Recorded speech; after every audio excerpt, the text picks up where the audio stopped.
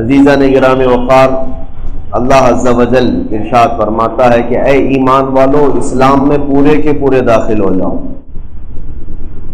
اس کا صاف مطلب آپ کو بھی سمجھ میں آتا ہوگا کہ جب آپ اسلام قبول کیے ہوئے ہیں اور مسلمان ہیں تو پورے اسلام میں رہو، مکمل مسلم رہو۔ وَلَا تَتَّبِعُوا خُطُوَاتِ الشَّيْطَانِ، اللہ فرماتا ہے اور شیطان کی پیروی نہ کرنا، شیطان کے پیروں تلے یا اس کے قدموں کے نقش کے پیچھے نہ بھاگو، بے شک وہ تمہارا کھلا ہوا دشمن ہے۔ ہوتا یہ ہے کہ پورے کے پورے اسلام میں داخل ہونے کا مطلب کیا ہے؟ آپ نے اللہ تبارک و تعالیٰ کو اگر ایک تسلیم کیا ہے تو پھر اب دوسروں کی طرف مت دیکھو کہ دوسرے کیا کیا تسلیم کرتے ہیں۔ اسلام کا جو کرائٹیریا ہے، اسلام کا جو نظام ہے، اس کو آپ کو جان و دل سے ایکسیپٹ کرنا ہوگا، تسلیم کرنا ہوگا۔ اسی کا حکم اللہ نے قرآن میں فرمایا پورے کے پورے داخل ہو جاؤ۔ اس آیت کے شان نزول کے متعلق فرمایا گیا کہ حضرت عبداللہ بن سلام رضی اللہ تعالیٰ عنہ صحابی ہیں، لیکن یہ پہلے یہودی تھے، یہودیوں کے بھی بڑے عالم تھے۔ حضرت عبداللہ بن سلام جب اسلام لائے تو آلریڈی ان کو تورات کی اور دوسری آسمانی کتابوں کی عبارات یاد تھی، اور وہ اپنی پرانی شریعت کے بہت جانکار عالم دین تھے۔ تو جب اسلام میں آئے تو حضور پاک صلی اللہ تعالیٰ علیہ وسلم کی صحبت میں داخل ہوئے۔ اب انہوں نے ایک طریقہ یہ سوچا کہ یہودی مذہب میں اونٹ کا گوشت کھانا حرام ہے۔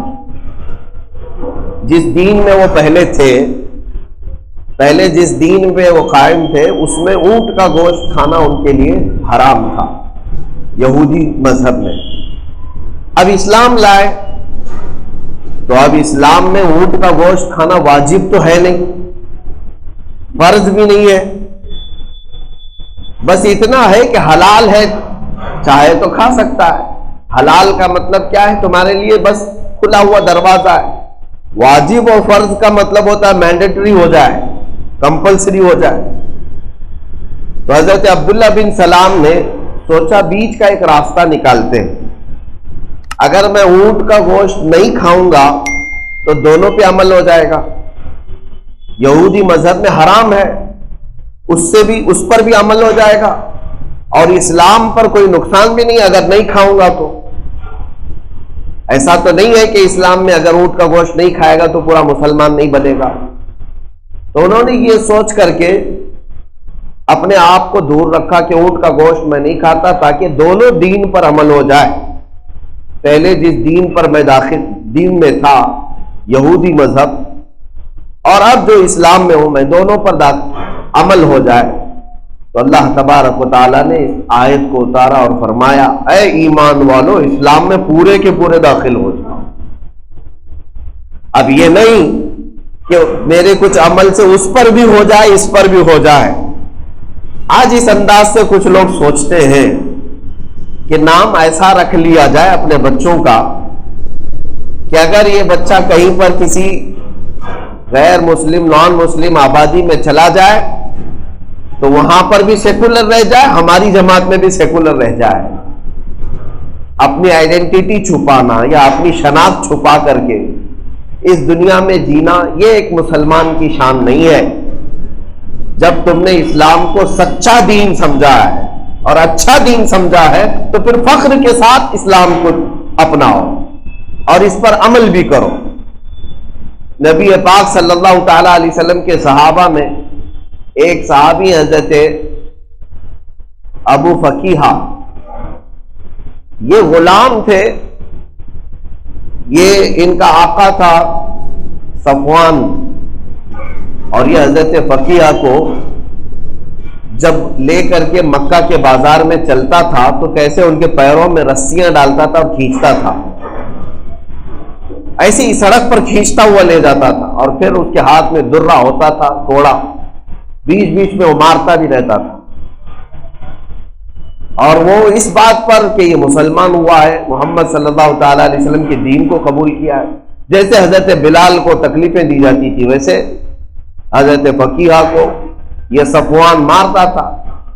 بیچ میں ایک جگہ ایک گبریلا نظر آیا اور اس صفوان نے دکھا کر کے کہا کہ فقیہ تیرا خدا یہی تو نہیں ہے،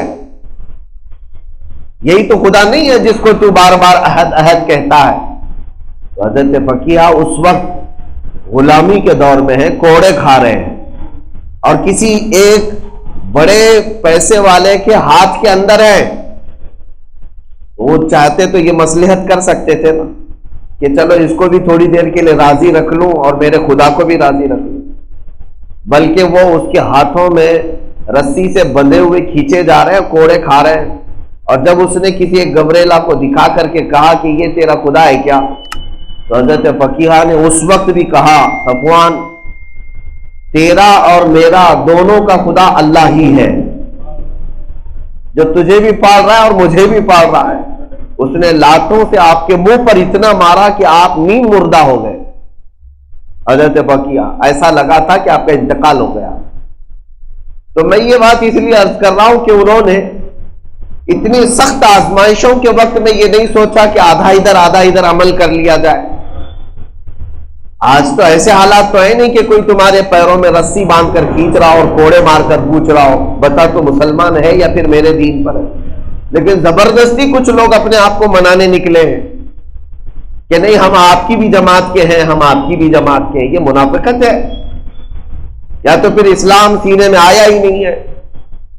اسلام جس کے سینے میں گھر کر جائے وہ آگ کے تنور پر کھڑا ہو کر بھی کہتا ہے کہ میں اللہ کو ایک مانتا ہوں، محمد صلی اللہ تعالیٰ علیہ وسلم کو اللہ کا رسول مانتا ہوں۔ عزیزان گرامی اوقات، بے شمار اس طرح کی باتیں ہیں، روایات ہیں جس میں صحابہ کرام نے پہاڑ جیسی مضبوطی ہمیں دی ہے کہ اسلام پہ آنے کے بعد اگر پوری دنیا مل کر کے بھی ہلائے تو ہلو مت، اس لیے کہ تمہارا دین سب سے اعلیٰ اور سب سے بلند ہے، تم سب سے اچھے اور سب سے سچے دین پر قائم ہو، تو پھر یہ دنیا کو دوسروں کو راضی کرنے کی کوشش بھی مت کرنا۔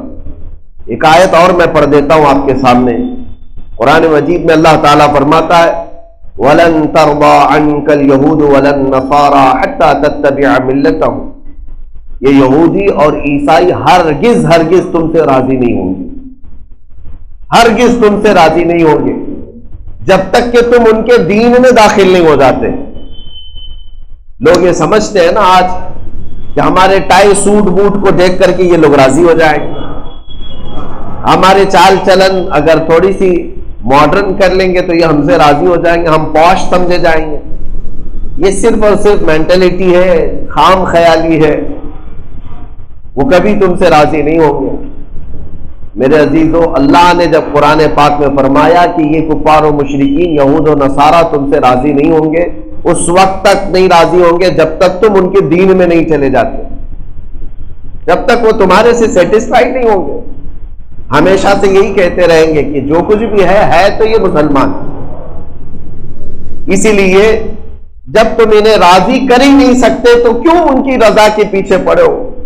اس مولا کی رضا کی کوشش کرتے جو ایک سجدے میں تم سے راضی ہو جائے، اس رسول پاک صلی اللہ تعالی علیہ وسلم کی رضا کی کوشش کرتے جو تمہیں ایک بار محبت سے درود پڑھنے پر بھی راضی ہو جائے۔ عزیزان گرامی اوقات، آج زندگی کے جو طور طریقے اکثر نوجوانوں کے دیکھنے کو ملے کہ ہم نے اپنے جینے کے جو انداز بنائے ہیں، خصوصیت کے ساتھ نوجوان طبقہ، ان کو ایسا لگتا ہے کہ مولانا لوگوں کی باتیں کٹر پنتھی کی ہوتی ہیں، دقیانوسی ہیں، فنڈامنٹل ہیں، پرانے خیالات کے لوگ ہیں اور بہت پیچھے لے جانا چاہتے ہیں۔ یہ سب شیطان ان کے دماغوں میں ڈال کر رکھا ہے۔ تمہیں کیا خبر کہ ہم جتنے پیچھے لے جاتے اتنے ہی کامیابی کی طرف لے جاتے ہیں۔ پیچھے لے جانے کا مطلب یہ نہیں ہے کہ ترقی سے پیچھے لے جانے کا مطلب یہ ہے کہ اتنے پیچھے آ جاؤ جہاں رسول اللہ کے قدم نظر آ جائیں۔ ہاں، ہمارا مقصد صرف اتنا ہے، جیو دنیا میں۔ اور آج جن کو ایسا لگتا ہے کہ ایک صاحب ہمارے بزرگ ہیں انہوں نے یہ چیز بیان بھی کی کہ ایک بڑے مغرب زدہ آدمی تھے، ہوتے ہمارے یہاں بھی، دیکھو امریکہ کیا کر رہا ہے، رشیا کیا کر رہا ہے، اتنی ترقی کر گیا اور یہ کیا کر رہے ہیں، تان و تشنیع کرتے ہی رہتے دین پر اور دینداروں پر۔ ایک صاحب ایسے ہی ماڈرن خیالات کے ایک درسگاہ میں آئے جہاں ہمارے ایک عالم دین بخاری شریف پڑھا رہے تھے۔ بخاری شریف آج کی کتاب تو ہے نہیں، 1300 سال 1200 سال پہلے کی کتاب ہے، آج بھی وہ پڑھائی جاتی ہے، سارے علماء کو پڑھائی جاتی ہے۔ اور کیوں پڑھائی جاتی ہے؟ اس لیے کہ رسول اللہ کی حدیثیں، میرے آقا صلی اللہ تعالی علیہ وسلم۔ وہ صاحب آئے تانا دیتے ہوئے، کہا مولوی صاحب امریکہ، رشیا، یورپ، چاند میں پہنچ گئے اور آپ ابھی بخاری میں ہی ہیں۔ یہ تان و تشنیع کرنے کے انداز کچھ ماڈرن لوگوں کے ہوتے ہیں۔ ہاں امریکہ چاند میں پہنچ گیا اور ابھی آپ 1200 سال پرانی بخاری میں ہی بیٹھے ہوئے ہیں۔ اس عالم ربانی نے بہت اچھا جواب دیا، کہا اپنی خیر مناؤ، امریکہ چاند میں پہنچ گیا اور ہم مدینے پر پہنچ گئے اور تم بیچ میں ابھی لٹکے ہوئے ہو، تم نہ مدینے تک پہنچ سکے نہ چاند تک پہنچ سکے۔ اللہ تبارک و تعالیٰ نے تم جیسے تنقید بازوں کو یہیں تک کے لیے رکھ دیا ہے۔ اسی لیے میرے عزیزوں، جن لوگوں کے یہ خیالات ہیں کہ دین میں آنے کے بعد ہم پیچھے ہو جائیں گے، تو وہ لوگ ایسے ہی رہ جاتے ہیں، ایسے ہی رہ جاتے ہیں، نہ کوئی ترقی کر سکتے۔ دین کو جن لوگوں نے یہ سمجھا کہ ترقی کے لیے آڑ ہے اور پھر جا کر کے دوسرے خیالات اپنانے لگ گئے، دوسرے لوگوں کے خیالات کی طرف چل پڑے، ان لوگوں کے لیے میں جواب میں کہتا ہوں، بعض لوگ یہ سمجھتے ہیں کہ کالج یونیورسٹی ایک الگ چیز ہے، مدرسہ دارالعلوم یہ ایک الگ چیز ہے۔ میرے عزیزوں، علم کی کوئی تقسیم نہیں تھی، علم ایک ہی ہے۔ ذہن سے، اپنی نیتوں سے دین اور دنیا بنا لیا جاتا ہے۔ میں اکثر یہ کہا کرتا ہوں، دینی علم کیا ہے اور دنیاوی علم کیا ہے؟ یہاں کیٹیگری نہیں ہے دنیا میں اس طرح سے، دنیاوی علم یہ ہے، دینی علم یہ ہے، یہ تمہارے ذہن سے بنے گا۔ اگر آپ کالج میں فزکس، جیومیٹری، میتھمیٹکس، سائنس یہ پڑھنے کے لیے گئے لیکن نیت یہ تھی کہ اس کے پڑھنے کے بعد میں اللہ کی رضا حاصل کروں گا، اور اس کے تخلیق کے مشاہدے کروں گا، تو کالج میں جانا بھی دینی علم ہے، یہ دینی علم ہے۔ میتھس پڑھنا، فزکس پڑھنا، سائنس پڑھنا یہ دینی علم ہو جائے گا تمہاری نیت سے۔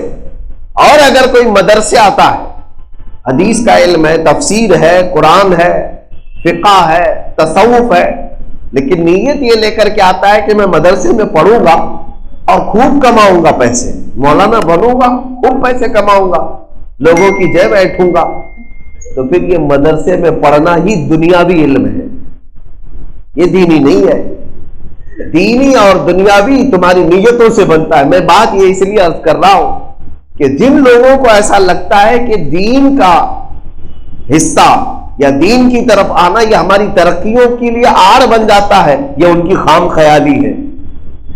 اس لیے کہ میں نے تاریخ میں ایسے بڑے بڑے کرداروں کو دیکھا ہے جو دین کے بڑے عالم تھے، لیکن دنیا میں ان کا کوئی مثال آج تک ان کی مثال نہیں دے سکتا۔